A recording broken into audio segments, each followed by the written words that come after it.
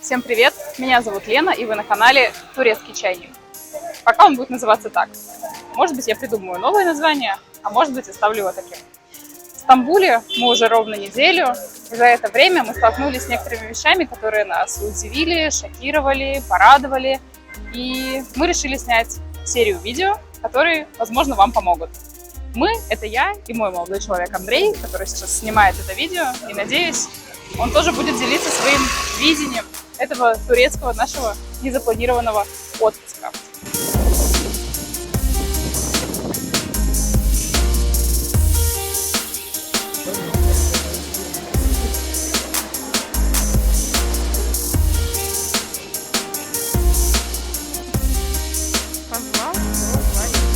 Первое видео получилось довольно объемным, но мне не захотелось его разделять на множество маленьких. Это будет полезное видео для вас, впервые собирающихся в Стамбул, и в конце концов сохранит приятные воспоминания для нас, ведь долгое время Стамбул был моей мечтой. Я поделюсь нашим маршрутом на несколько дней, расскажу, поможет ли музейная карта на самом деле сэкономить ваши деньги, мы вместе пройдемся по местным улочкам и вкусно поедим, ну и, конечно же, расскажу о наших ошибках. Обязательный пункт – посещение мечети Айя София, даже если вы не религиозный человек. Величественный собор – это выдающийся памятник византийской архитектуры. Он был построен, только вдумайтесь, в 537 году. Меня поражает уже только одно это. Конечно, Айя Софию много раз реставрировали, но все же дух времен вы здесь ощутите. Долгое время собор был музеем, и только в 2020 году Айя София вновь стала мечетью. Обязательно нужно разуться, как и в любой мечети при входе, мужчинам и женщинам. Вход во все мечети бесплатный, нужно только отстоять очередь. Не ходите в голубую мечеть. Она на реставрации, что снаружи, что внутри. При этом вы простоите в очереди. Если это будет дождь, то очередь увеличится раза в 2-3, потому что все очень медленно разуваются, складывают одежду, пакетики стоят. Мы были внутри секунд 20, честно. Мы обошли и вышли. Не советую. Ну, только если, конечно, Султан Ахмед не имеет для вас какой-то особой религиозной ценности. Дворец Топкапы – наша следующая точка на карте. Это самый посещаемый музей Стамбула. Ежегодно посмотреть, как жили султаны, хотят 2 миллиона туристов. К своему стыду, уже гуляя по территории, мы узнали, что именно здесь жила та самая Роксолана, наложница славянского происхождения, которая когда-то была подарена султану Сулейману Великолепному и впоследствии ставшая его законной женой и главной советницей, что было абсолютно немыслимо в те времена. В общем, наша Роксолана наделала шуму в Византийской империи столько, что фильмы и сериалы о ней снимают до сих пор. Самый известный – это турецкий сериал «Великолепный век». После посещения дворца мне даже захотелось самой посмотреть хотя бы несколько серий. И не совершайте наших ошибок. В этот же день зайдите в Византийскую церковь Святой Ирины.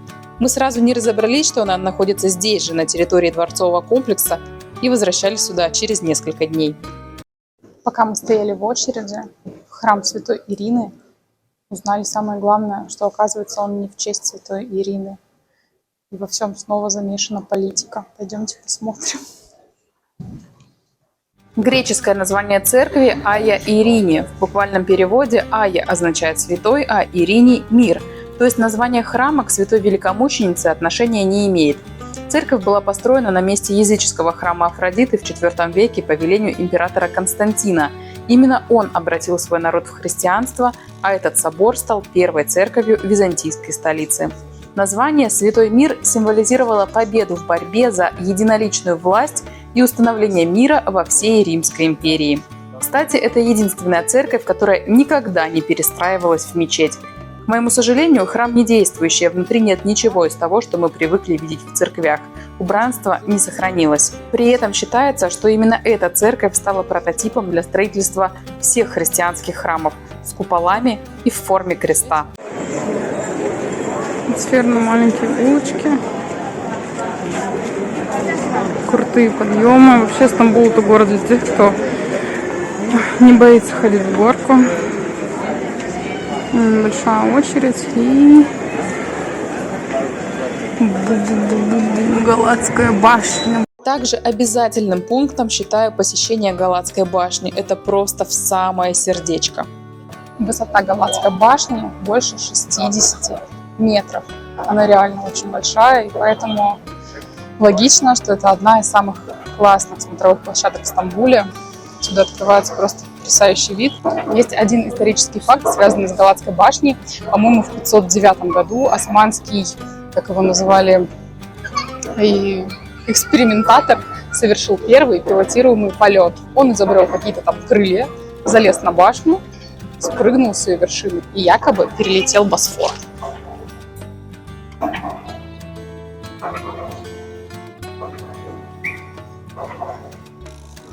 Скажу сразу, что ни на каких других смотровых площадках мы не были. Сравнить не могу, но судя по картинкам в сети, самый красивый вид все-таки открывается с Галатской башни.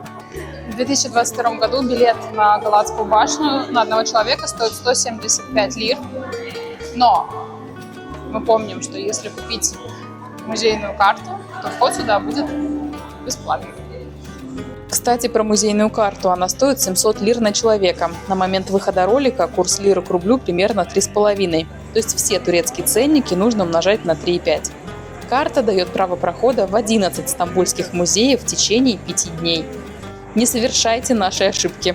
Сначала посмотрите список музеев и подумайте, куда вы точно пойдете.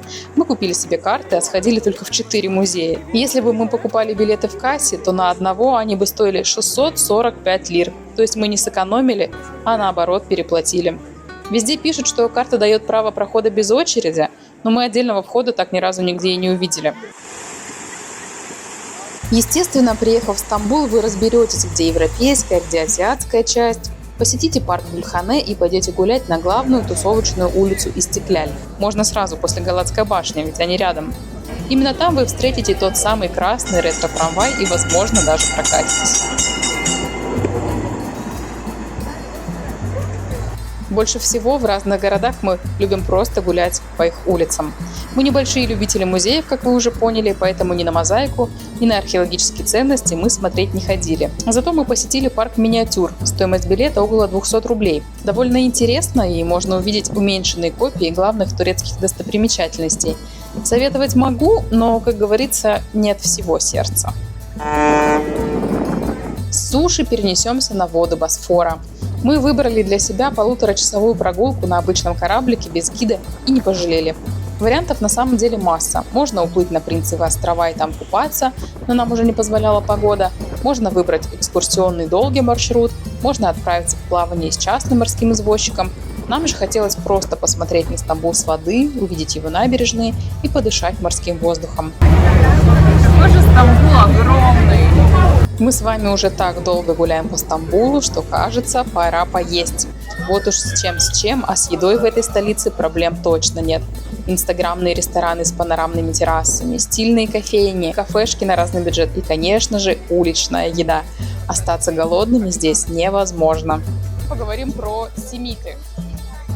Это один из символов Стамбула и Турции, но не надо обольщаться. По сути, это просто бублик, хлеб с кунжутом.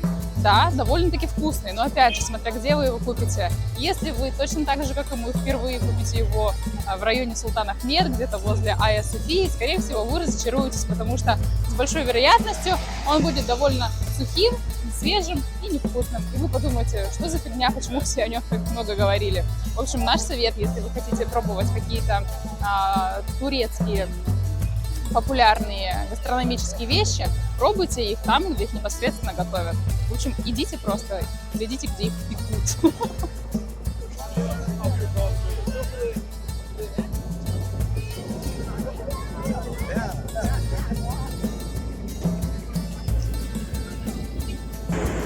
Будешь?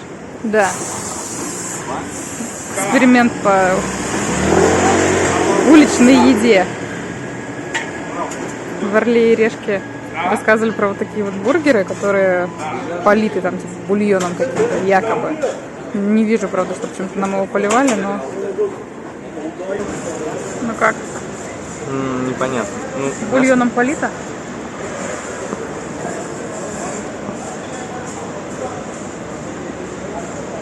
Или полито только кетчупом? Мне кажется, полито.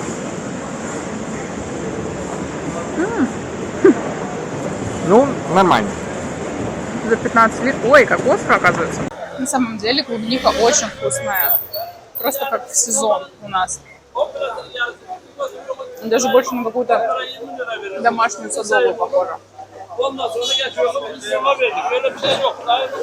Вполне. Рыба, кстати, выглядит очень аппетитно. Реально. Я думаю, что это все сидят туристы. Котик. Местные уже либо поели и разбрелись, либо они сюда не ходят на обед.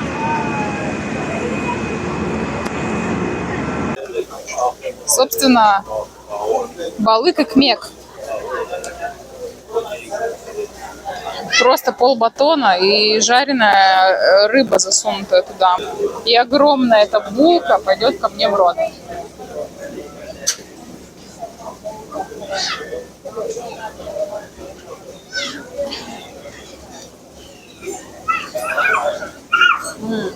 Рыба вкусная. Да. Возможно, там не хватает какого-нибудь соуса. Но мы попробуем положить туда вот этот острый, да. Не знаю, как это называется. Слоеное тесто. Внутри было 3 начинки на выбор: мясо, сыр или картошка. Мы выбрали вот такие с сыром и с мясом. Ты попробовал обе уже? И как? Вкусно. И то, и то? Не сухие. Да. Да, мясо немножко остренькое. А вот такой вот пирожок. Он с картошкой должен быть, но я ее там не особо вижу, правда. Ну, интересно все, что все так режут. Спрашивают, вам одну порцию порезать? И даже пирожок нам порезали. Мы пришли на турецкий завтрак. Заявлен чай безлимитный.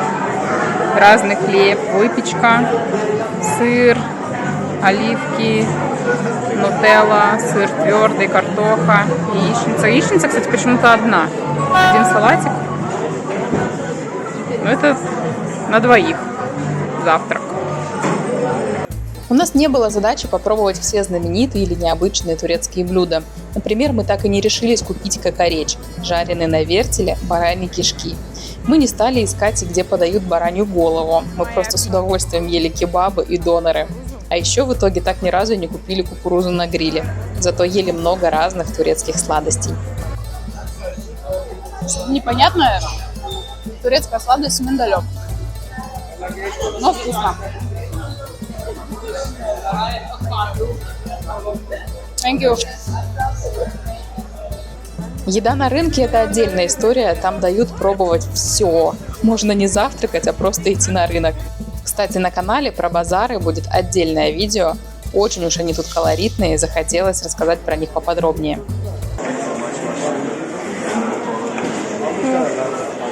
Курточки.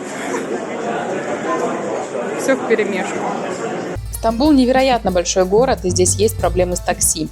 Во-первых, такси проблематично вызвать. А во-вторых, и это то, о чем я хочу предупредить, таксисты обманывают. Мы пользовались услугами 2 раза, и оба раза с нас взяли больше денег, чем должны были. В турецких такси вы платите за посадку и за каждый километр. Сумма высвечивается на счетчике, он расположен на зеркале заднего вида. Так вот, когда вы приехали, просто отдайте ту сумму, которая горит на счетчике, и выходите. Поэтому желательно иметь с собой разменные деньги. По-турецки мы не говорим, и на наши претензии на английском и с Google переводчиком мы ничего не добились. Водители разводили руками, типа, мы не понимаем ваших претензий, поэтому будьте, пожалуйста, бдительны. Лично мне эти эпизоды очень сильно испортили настроение. Просто чувствуешь несправедливость и беспомощность. В Стамбуле вы точно будете пользоваться не только такси, но и общественным транспортом, а значит, купите Стамбул карт, местный проездной. Первый раз, когда мы пополняли карту Istanbul карт, мы столкнулись с одной ошибкой. Несколько дней не могли понять, в чем дело, почему у нас очень быстро закончились деньги. И только потом, при повторном или при 3-м пополнении, мы поняли. Смотрите внимательно и не совершайте наших ошибок. Выбираем язык. У нас на счету всего 6,80. Нам нужно пополнить карту.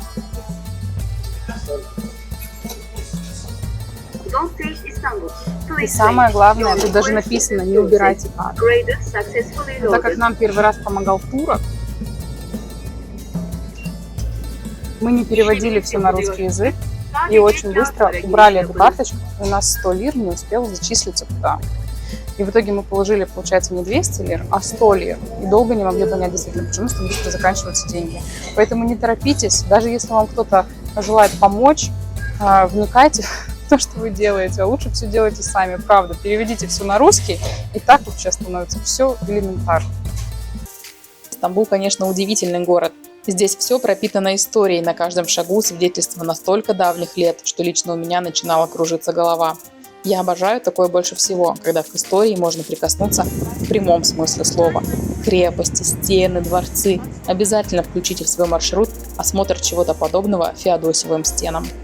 Если вы хотите увидеть другой Стамбул, добро пожаловать в Бибек. Набережные, яхты, машины дорогие, люди красивые. Здесь нет на каждом углу магазинчиков, вас не зазывают съесть кебаб. Здесь размеренно, красиво и чувствуется, что действительно Стамбул – город контрастов. Побывав здесь, я поняла, как это выражение точно его характеризует. Стильные кафе в паре метров от разбитого дома, цыганские дети возле дорогих иномарок, небоскребы в километре от византийских руин. Местами очень красиво, местами чересчур навязчиво и утомительно. Я долго мечтала о Стамбуле, а увидев его, не влюбилась. Так тоже бывает, и это нормально. Когда-нибудь я дам этому, без сомнения, интереснейшему городу второй шанс.